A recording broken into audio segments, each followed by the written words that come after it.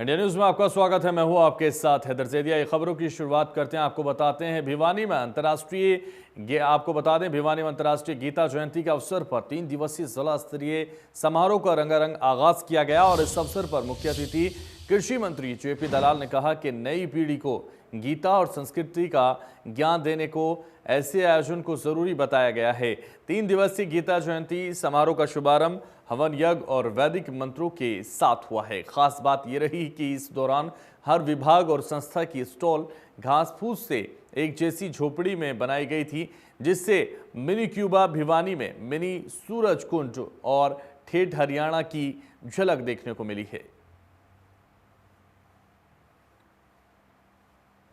कार्यक्रम करने से एक तो उत्सव का माहौल है, दूसरी हमारे इसमें शिक्षा भी मिलती है और आज भी गीता जो है दुनिया में जो संदेश आज हजारों कितने साल पहले दिया गया था वो आज भी उसका महत्व है, उसको लोग मानते हैं, सारी दुनिया मानती है। अंबाला में 3 दिवसीय जिला स्तरीय गीता जयंती समारोह की शुरुआत सांसद रतनलाल कटारिया ने ज्योति प्रज्वलित करके कार्यक्रम में की है और सभी सरकारी विभागों और सामाजिक संगठनों ने अपने स्टॉल भी लगाए हैं, जहां पर गीता जयंती में आए लोग जानकारी लेते हुए खरीदारी करते हुए नजर आए हैं। रतनलाल कटारिया ने कहा है कि गीता से हमें बहुत कुछ सीखने को मिलता है। गीता को उपदेशों को हमें अपने जीवन में उतार लेना चाहिए।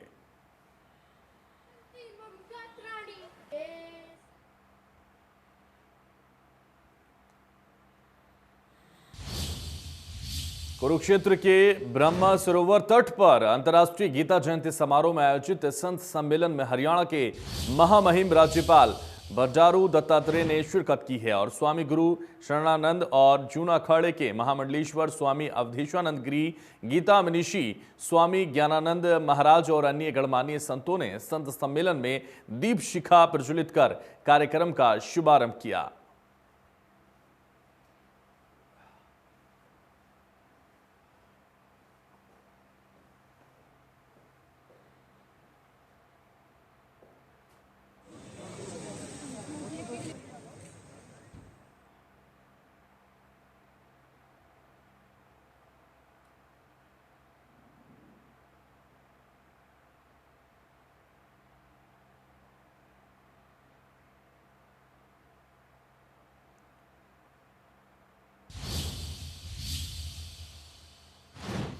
किसान आंदोलन खत्म हो चुका है। पिछले कई महीनों से हरियाणा बॉर्डर पर बैठे किसान भी अब अपने घर वापस आ रहे हैं, लेकिन पंचकूला के बंतोड़ गांव में किसान और प्रशासन आमने सामने हैं।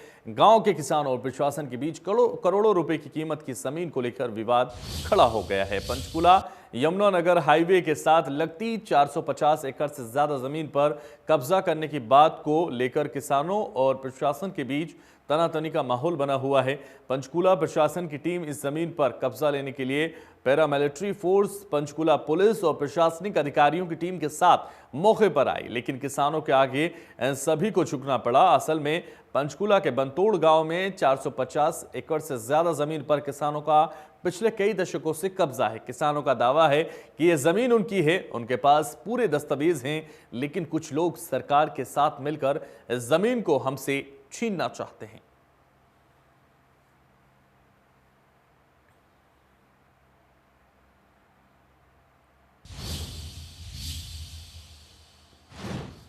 संयुक्त किसान यूनियन गुरुनाम सिंह चड़ूनी ने केंद्र सरकार को चेतावनी देते हुए कहा कि एमएसपी पर अगर गड़बड़ी हुई तो आंदोलन फिर से होगा। चड़ूनी ने कहा कि आंदोलन खत्म नहीं, स्थगित हुआ है।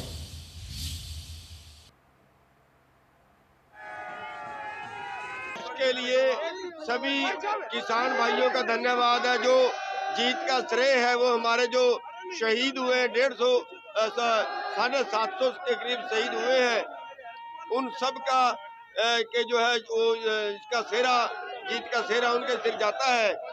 और हमारे मीडिया वाले भाइयों ने भी बहुत अच्छा इसके अंदर रोल निभाया और इस आंदोलन में परमात्मा की विशेष कृपा रही है। खुदा और खुदी के बीच का ये आंदोलन था। तो पूरा देश का भोजन चंद लोगों की मुट्ठी में जा रहा था, तो परमात्मा की विशेष कृपा इस पे रही है। और अभी हम आज दिल्ली से शुरू हुए और 15 तारीख को हरमंदिर साहब में जाके मत्था टेकेंगे। जो जीत है उसमें बड़ी बात यह है कि जो कारपोरेट रूपी नाग है या पूंजीवाद रूपी नाग है जो जनता को निगल रहा है, उस पे जो ब्रेक लगी है उसमें जनता की सबसे बड़ी जीत है। और आगे के लिए सभी सरकारें सोच समझ के किसानों और जनता के खिलाफ कानून बनाएंगी। एमएसपी पर कमेटी बना दी गई है, हर महीने हमारी समीक्षा उसके खिलाफ होती रहेगी और अगर कोई गड़बड़ करेंगे तो दोबारा से आंदोलन शुरू कर दिया जाएगा। अभी हमने आंदोलन स्थगित।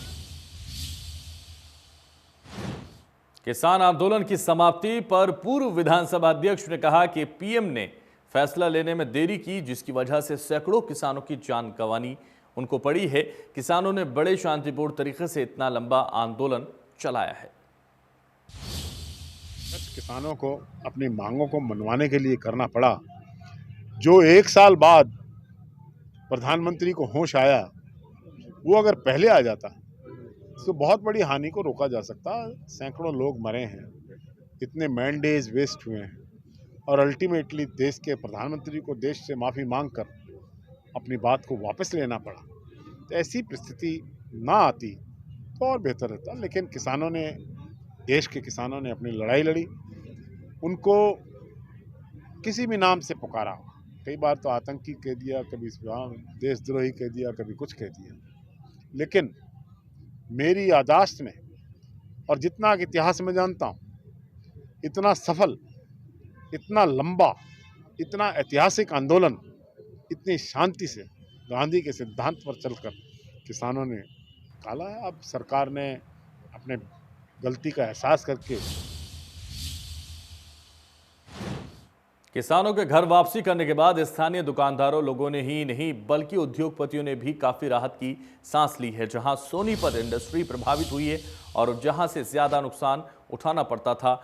आपको बता दें 32% फैक्ट्रियों पर ताला लग गया था। एक बार फिर उम्मीद का सूरज नजर आना शुरू हो गया है। वहीं उद्योगपतियों ने सरकार प्रशासन से मांग की है कि उन्हें जीएसटी टैक्स और बैंक इंटरेस्ट पर छूट मिले, ताकि जो उद्योग बंद हुए थे एक बार फिर से क्षेत्र में आकर अपना काम शुरू कर सकें। और लोगों ने भी काफी खुशी जाहिर की है।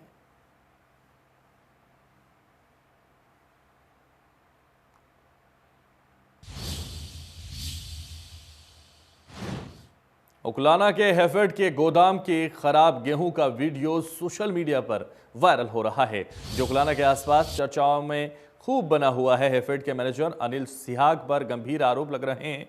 वायरल वीडियो में एक गांव सुरजेवाला का सुभाष, जो हैफेड में सिक्योरिटी गार्ड लगा हुआ था, उसने ये वीडियो बनाया है, जिसमें उसने दिखाया है कि हैफेड के गोदाम में गेहूं खराब हो चुका है और उसी गेहूं को सरकारी डिपो पर सप्लाई किया जाना है। इसी गेहूं को लेकर हैफेड के मैनेजर अनिल सिहाग पर गंभीर आरोप लगाए जा रहे हैं। उसने गेहूं को ज्यादा दिखाने के लिए गेहूं में मिट्टी मिला दिया है और गेहूं में पानी भी डाला जाता है।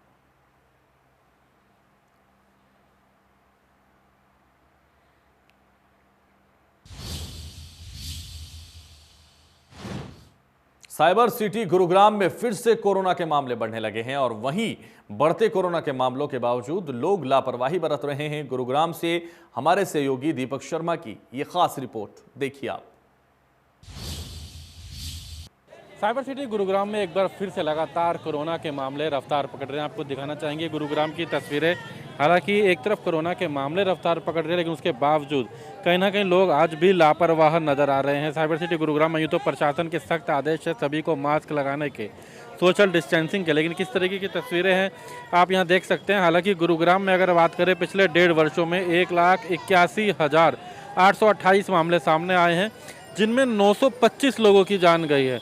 और वहीं अगर हम बात करें, हालांकि आंकड़ा सुधर के 1 और 2 केस रह गया था, लेकिन अब से फिर से ये रफ्तार पकड़ने लगे। प्रतिदिन 12, 15, 17 मामले प्रतिदिन सामने आते हैं। अगर आज की भी बात की जाए तो 14 मामले सामने आए हैं। और लगातार ये बढ़ते मामलों से बचने के लिए प्रशासन बार बार लोगों से ये आगाह तो कर रहा है कि आप मास्क लगाएं, सोशल डिस्टेंसिंग का ध्यान रखें, अन्यथा चालान काटे जाएंगे। चेतावनी भी दी जा रही है, लेकिन ज़मीनी स्तर पर कोई इसका असर नज़र नहीं आ रहा है। तो तमाम जगहों पे लोग बिना मास्क के ही नज़र आ रहे हैं। ऐसे में आवश्यकता है प्रशासन को सख्त कार्रवाई करने की, ऐसे लोगों के खिलाफ कार्रवाई करने की, चालान करने की जो बिना मास्क नज़र आते हैं। और ऐसे में लोगों को भी ज़रूरत है जागरूकता की, ताकि इसको लेकर के वह खुद इस मामले को लेकर के जिम्मेदार बने और मास्क का उपयोग करें, सोशल डिस्टेंसिंग का ध्यान रखें, ज़रूरत पड़े तो ही घर से बाहर निकलें।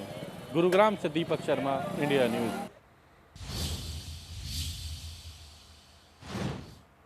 तो गुरुग्राम में आपको बता दें, जिस तरह से आपने ये देखा, और अब आपको आगे बढ़ते हैं और आपको बताते हैं, एंटी नारकोटिक सेल की टीम ने उत्तर प्रदेश से यमुनानगर में जा रहे प्रतिबंधित दवाइयों के जखीरे को पकड़ने में सफलता हासिल की है।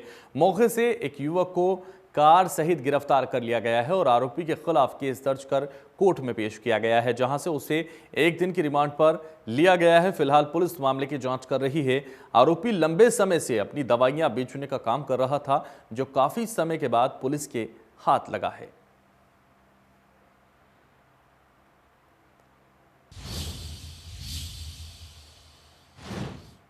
और 8 दिन पहले रहस्यमयी परिस्थितियों में लापता हुई 3 वर्षीय बच्ची का शव पड़ोस में मिला। निर्माणाधीन एक मकान में उसका शव मिला है। इलाके में सनसनी फैल गई है।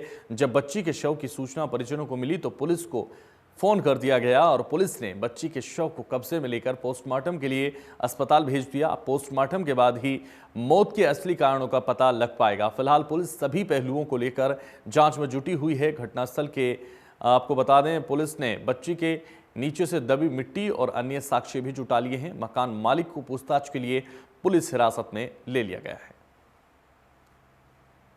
2021 को एक शिकायत आई थी। एक तारीफ नाम का आदमी है, उसकी बेटी थी 5 साल की, जिसका नाम मौसीना था, और वो मिसिंग की सूचना थी। उस पर हमने FIR दर्ज करके और जो हमारे ट्रेसिंग के प्रयास थे वो सभी हमने formalities Akashvani, Doordarshan, local dish, TV और इश्तिहार और पंपलेट और इसके अलावा हमने जो सर्चिंग के तरीके थे सारे अडॉप्ट किए थे।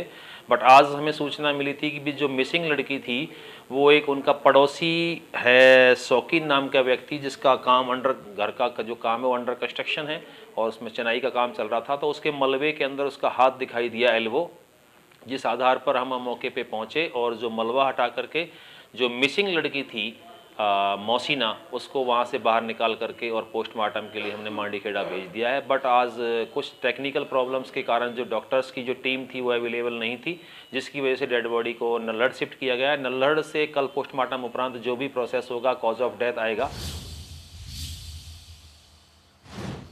फरीदाबाद के पल्ला थाना क्षेत्र एरिया में एक सचिन नामक युवक ने अपनी ही पत्नी को गोली मार दी और मौके से फरार हो गया। पड़ोसियों ने पुलिस को सूचना दी, जिसके बाद पुलिस मौके पर पहुंची और घायल महिला को अस्पताल में भर्ती कराया गया। फिलहाल मामले की जांच लगातार जारी है। घटना सूर्य विहार पार्ट 3 की बताई जा रही है। जानकारी के मुताबिक मियां बीवी दिल्ली जामिया यूनिवर्सिटी में रहते हैं और दोनों अपने पिता के साथ यहां छुट्टी के लिए आए थे।